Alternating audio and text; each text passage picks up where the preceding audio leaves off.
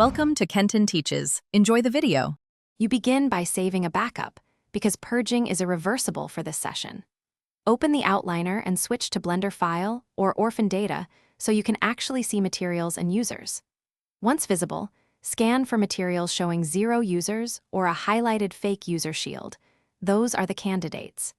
You will also inspect object material slots and node trees to ensure no items still reference a material before you attempt removal or purging. Now you actively unlink materials, select objects and empty material slots, or assign a neutral material, and search node trees to clear references. Make sure to toggle off the fake user shield on any material you want removed, because Blender preserves data with that flag. Use select right arrow select all by material or the outliner to locate every use. Once users show 0, the material is orphaned. Once done, save your file so Blender registers the cleared users before the final purge. To finish, go to File, right arrow cleanup, right arrow purge all and run it.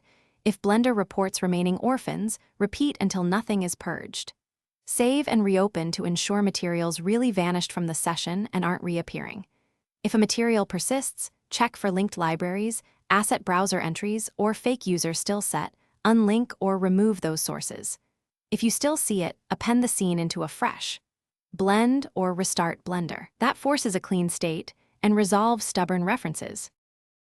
Thanks for watching. Please subscribe if this video was helpful.